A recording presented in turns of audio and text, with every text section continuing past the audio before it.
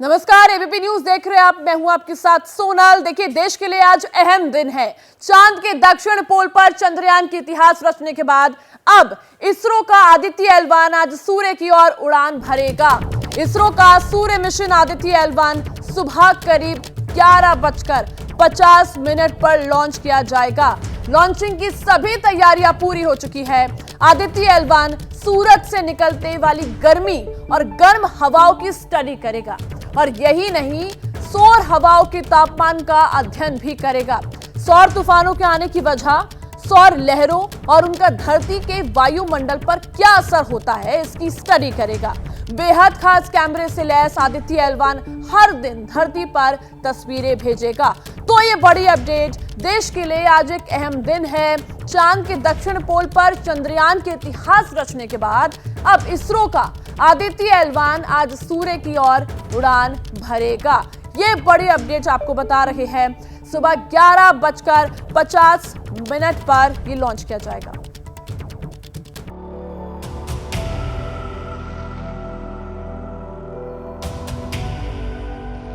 सूरज जलाकर खाक कर सकता है, फिर भी उसकी रोशनी से ये जहां रोशन है।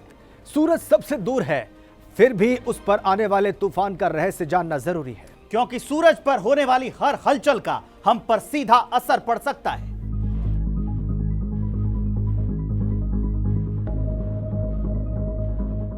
पंद्रह साल की मेहनत के बाद 15 करोड़ किलोमीटर दूर सूरज का सच जान ले। धरती से 15 लाख किलोमीटर दूर हम जा रहे हैं, जहां हिंदुस्तान करेगा सूरज से सामना।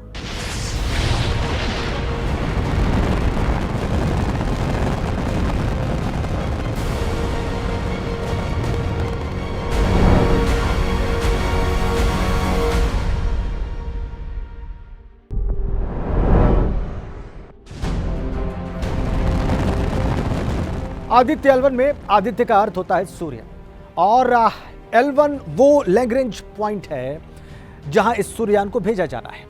ये लैग्रेंज पॉइंट क्या बला है, इसको समझिए। पृथ्वी और सूर्य की गुरुत्वाकर्षण शक्ति जिस बिंदु पर काम ना आए, यानी जहां से हमारे सूर्ययान को न पृथ्वी अपनी ओर खींच पाए और न सूर्य, वो जगह होती है लैग्रेंज पॉइंट। ऐसा हर ग्रह के आसपास होता है। सूर्य के चारों ओर ये 5 लैग्रेंज पॉइंट हैं, जिनमें से एक के चारों ओर के ऑर्बिट में हमारा आदित्य L1 चक्कर काटेगा। ये एक ऐसी जगह है जहां ग्रहण का प्रभाव नहीं पड़ता, यानी 24 घंटे 365 दिन यहां से सूर्य पर नजर रखी जा सकती है। L1 पॉइंट इसलिए भी खास है क्योंकि सौर तूफान इसी रास्ते से होकर पृथ्वी तक आते हैं।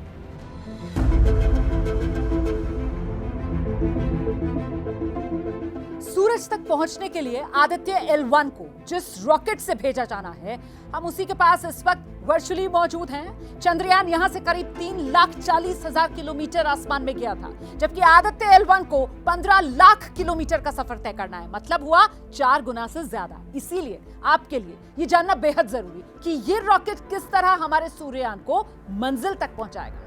इस PSLV एक्सेल रॉकेट का वजन 320 टन है, ऊंचाई 44.4 मीटर है और इसमें भी 4 स्टेजेस हैं। इस रॉकेट में 6 स्ट्रैप ऑन बूस्टर्स लगे हैं। रॉकेट की क्षमता 1750 किलोग्राम को 600 किलोमीटर तक ले जाने की।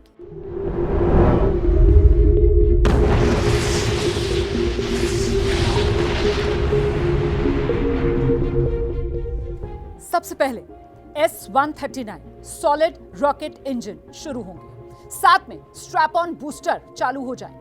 दरअसल लिफ्ट ऑफ यानी रॉकेट की उड़ान भरने के लिए शुरुआत में सबसे ज्यादा जोर इसी से मिलता है और इसके बाद रॉकेट का जो लिक्विड इंजन है वो शुरू हो जाएगा। तीसरी स्टेज में सॉलिड रॉकेट मोटर स्टार्ट हो जाएगा।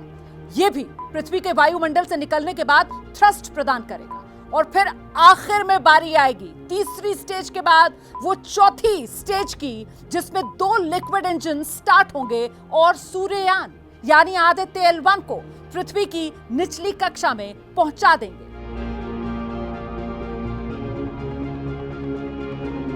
दूसरा फेज है पृथ्वी के चारों ओर आदित्य L1 की ऑर्बिट को चरणों में बढ़ाना, कक्षा को और ज्यादा अंडाकार किया जाएगा। इससे पृथ्वी के गुरुत्वाकर्षण क्षेत्र से अंतरिक्ष यान का बाहर निकलना संभव हो पाता है। अंतरिक्ष यान को ऑनबोर्ड प्रोपल्शन सिस्टम का इस्तेमाल करके ही उसकी मंजिल तक भेजा जाएगा। तीसरा फेज है जब सूर्ययान पृथ्वी के गुरुत्वाकर्षण क्षेत्र से बाहर निकल जाएगा। चौथा फेज क्रूज फेज, यानी कि पृथ्वी से सूर्य की तरफ बढ़ते हुए L1 तक जाना। पांचवा और आखिरी फेज है L1 की ऑर्बिट में सूर्ययान का पहुंच जाना। इस पूरी प्रक्रिया में 4 महीने का वक्त लगेगा।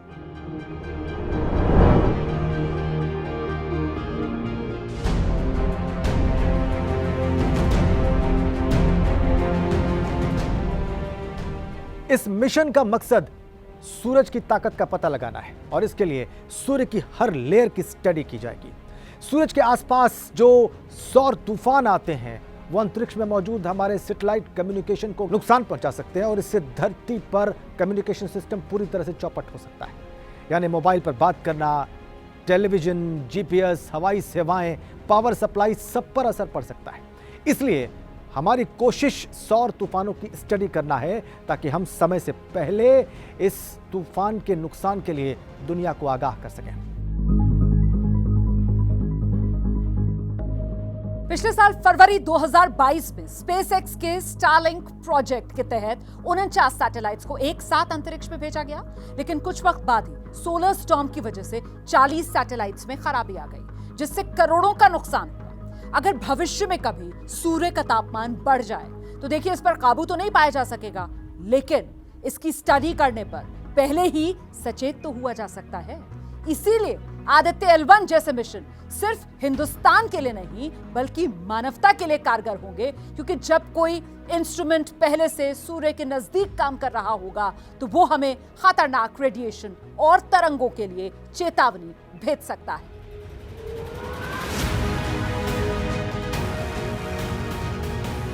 इस धरती से सूरज की दूरी का अंदाजा इसी बात से लगाया जा सकता है कि सूरज की किरणों को धरती पर आने में 8 मिनट 20 सेकंड्स का वक्त लग जाता है।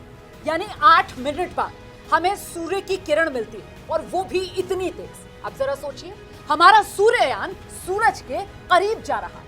लेकिन यह सफर चुनौतियों से भरा है और मंजिल उम्मीदों से भरी। और श्रीनिवास हमारे साथ जुड़ गए श्रीहरिकोटा से लाइव, जो इस वक्त पल पल की अपडेट देंगे। श्रीनिवास, आप वहां पर मौजूद है श्रीहरिकोटा में, जहां पर 11:50 पर सक्सेसफुल लॉन्चिंग होगी आदित्य L1 की। क्या कुछ तैयारियां वहां पर इस वक्त है? देखिए सोनल, वो तमाम तैयारियां जो लॉन्चिंग के लिए ज़रूरी होती हैं वो तमाम तैयारियां पूरी कर दी गई हैं। अब बस इंतज़ार है 11:50 का, जब वो उल्टी गिनती शुरू होगी और ठीक वक्त होगा 11:50 और हमारा PSLV C57 आदित्य को लेकर जो हमारा सैटेलाइट है L1 पॉइंट के लिए रवाना हो जाएगा। लेकिन मैं आपको बताऊं कि क्या क्या होगा। आज के जो 63 मिनट का वक्त होगा, यानी 1 घंटे 3 मिनट का वक्त, इस दौरान हमारा आदित्य L1 धरती से तकरीबन 19,000 किलोमीटर दूरी की कक्षा में स्थापित हो जाएगा और उसके बाद वहां से लगातार वो धरती के चारों तरफ मैनूवर करेगा और 16 दिन तक वो धरती के चक्कर लगाता रहेगा और उसके बाद धरती की कक्षा से बाहर निकलकर रवाना होगा L1 लैंजीरियन पॉइंट। मैं बता दूं लैंजीरियन कौन थे? लैंजीरियन एक इटालियन थे जिनका जन्म इटली में हुआ था, लेकिन वो काम फ्रांस में करते थे, मैथमेटिशियन थे। उन्होंने इन तमाम पॉइंट का खोज की थी कि यहाँ पे सूरज और धरती दोनों के गुरुत्वाकर्षण समान हो जाते हैं, तो वहाँ कोई भी ऑब्जेक्ट होता है तो ना तो सूरज उसे अपनी तरफ खींच पाता, ना धरती अपनी तरफ खींच पाता, और कह सकते हैं वहाँ पे आराम से सैटेलाइट जो है वो पार्क हो जाता है और वहाँ से लगातार सूरज के ऊपर नज़र रखी जा सकती है। तो ये L1 पॉइंट के बारे में जानकारी थी, लेकिन बस यहाँ पे तमाम वैज्ञानिक और तमाम लोग यहाँ पे मौजूद हैं। कुछ मिनट का वक्त बाकी है। PSLV C57 लॉन्च पैड पर तैयार है और अब कुछ देर के बाद यानी कि 11:50 पर आदित्य L1 रवाना हो जाएगा और जब तकरीबन 125 दिन के बाद यानी कि 4 महीने 5 दिन के बाद 1.5 मिलियन 1.5 मिलियन की दूरी तय कर वहां पर पहुंचेगा और फिर वहां से लगातार सूचनाएं भेजेंगी। सोनल, मैं एक बात और बता दूं कि सूरज की दूरी धरती से 150 मिलियन किलोमीटर है,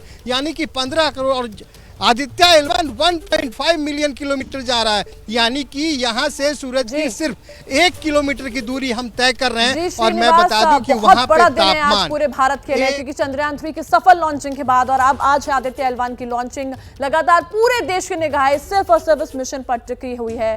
बहुत बहुत शुक्रिया आपका तमाम जानकारी का। एक बार फिर स्वागत है आपका एबीपी न्यूज पर। देखिए, ये सवाल आप सबके मन में होगा कि जब हिंदुस्तान के सूर्ययान को सूरज पर लैंड नहीं करना तो सूरज के करीब जाना है तो हमारा मिशन आखिर करेगा क्या। 4 महीने के सफर के बाद आदित्य L1 अपनी कक्षा में स्थापित हो जाएगा। मतलब अगले 4-5 सालों तक यहीं से रिसर्च, यहीं से जानकारियां, सब कुछ भेजेगा। लेकिन क्या भेजेगा और कैसे भेजेगा, बिल्कुल आसान भाषा में आपको इस रिपोर्ट में समझाते हैं।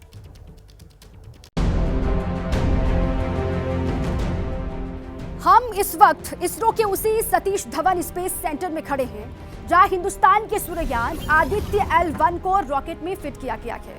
ये है रॉकेट का वो हिस्सा जहां आदित्य L1 आपको दिखाई दे रहा है। सूर्ययान को UR Rao satellite centre Bengaluru में बनाकर यहां लाया गया है, जिस पर 7 पेलोड लगाए गए हैं जो सूर्य के सवालों के जवाब तलाशेंगे। इन 7 में से 4 पेलोड सूर्य पर नजर बनाए रखेंगे। आपको बारी बारी से हम उन इंस्ट्रूमेंट यानी पेलोड के बारे में बताते हैं जिसके लिए हमें आदित्य L1 के करीब जाना होगा।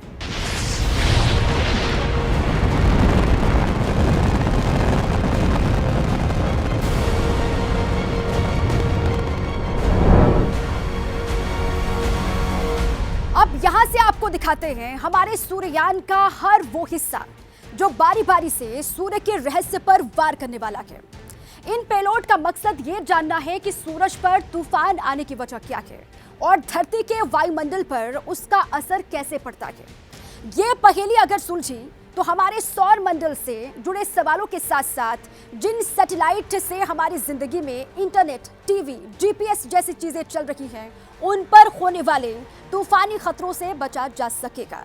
और इसके साथ ही अंतरिक्ष के मौसम में बदलाव, सोलर फ्लेयर्स यानी कि सूर्य से निकलने वाले पार्टिकल्स जो फैलते हैं, उसको समझने के लिए पेलोड्स कई अहम जानकारियां जुटाएगा।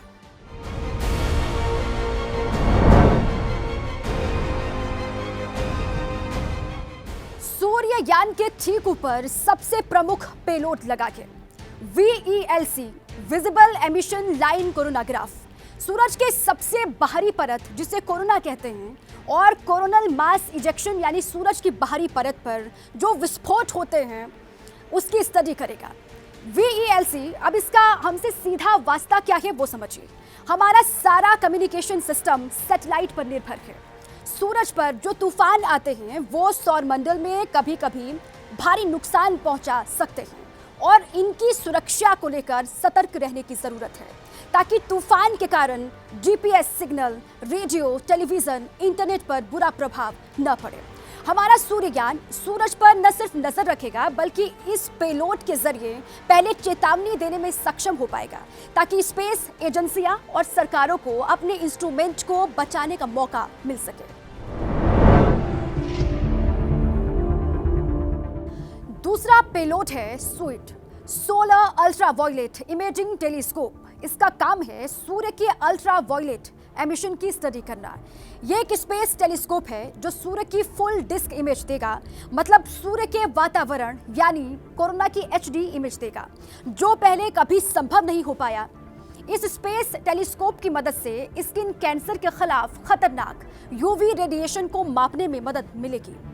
यह सूरज की अल्ट्रावायलेट वेवलेंथ की तस्वीर लेगा। साथ ही सूरज के फोटोस्फीयर यानी सूरज का जो हिस्सा हमें दिखता है और क्रोमोस्फीयर यानी सूरज का बाहरी वायुमंडल मतलब फोटोस्फीयर के ठीक ऊपर उनकी तस्वीरें लेगा। तीसरा पेलोड है SoLEXS S solar low energy X-ray spectrometer. ये एक सॉफ्ट एक्सरे स्पेक्ट्रोमीटर है जो सूरज से निकलने वाले एक्सरे और उसमें आने वाले बदलावों की स्टडी करेगा। साथ ही सूरज से निकलने वाली सोलर विंड की भी स्टडी करेगा। और चौथा पेलोड है HEL-1OS, high energy L1 orbiting X ray spectrometer. सूरज की हाई फ्रीक्वेंसी और ज्यादा ऊर्जा के दौरान जो एक्सरे किरणें निकलती हैं, ये उनकी स्टडी करेगा, यानी सोलर विंड से निकलने वाले हाई एनर्जी एक्सरे की स्टडी करेगा। इसके अलावा जो 3 पेलोड हैं, वो पार्टिकल्स और सौरमंडल की मैग्नेटिक फील्ड की स्टडी करेंगे। 5वां पेलोड है ASPEX, Aditya solar wind particle experiment. इसमें 2 सब पेलोड्स हैं। पहला स्विस यानी कि सोलर विंड आयन स्पेक्ट्रोमीटर, जो कम ऊर्जा वाला स्पेक्ट्रोमीटर है। ये सूरज की हवाओं में मिलने वाले प्रोटॉन और अल्फा पार्टिकल की स्टडी करेगा।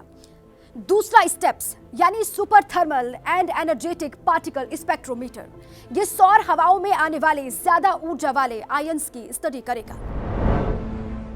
छठा पेलोड है पापा, plasma analyser package for Aditya. ये सूरज की गर्म हवाओं में मौजूद इलेक्ट्रॉन्स और भारी आयन की दिशाओं और उनकी स्टडी करेगा। इन हवाओं में कितनी गर्मी है, इसकी जांच करेगा। साथ ही चार्ज्ड पार्टिकल्स यानी आयंस के वजन की जानकारी जुटाएगा।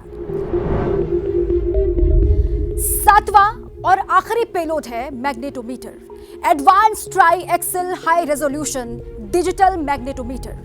ये सूरज के चारों तरफ मैग्नेटिक फील्ड की स्टडी करेगा। धरती और सूरज के बीच मौजूद कम तीव्रता वाली मैग्नेटिक फील्ड की भी स्टडी करेगा। इसमें 2 मैग्नेटिक सेंसर्स के 2 सेट हैं। ये सूर्ययान की बॉडी से 3 मीटर आगे निकले रहेंगे। धरती पर जीवन सूर्य की वजह से ही संभव हो पाया है, और सूरज की आग भविष्य में विनाश की वजह ना बने, इसके लिए सूरज की डिटेल स्टडी करना बेहद जरूरी था। करीब 15 सालों के अथक प्रयास के बाद अब हिंदुस्तान सूर्य के रहस्य सुलझाने जा रहा है। ये सभी पेलोड लेकर हमारा सूर्ययान आदित्य L1 पृथ्वी से 15 लाख किलोमीटर दूर इसलिए जा रहा है क्योंकि सूर्य की रोशनी के साथ जो तरंगे और मैग्नेटिक फील्ड होती हैं, वो पृथ्वी की बाहरी परत होने की वजह से धरती पर नहीं आ पाती है, और इसी वजह से आदित्य को L1 पॉइंट पर भेजा जा रहा है, जहां पृथ्वी के मैग्नेटिक फील्ड का प्रभाव नहीं पड़ेगा और हम सूरज के राज और मिजाज को बेहतर तरीके से समझ पाएंगे।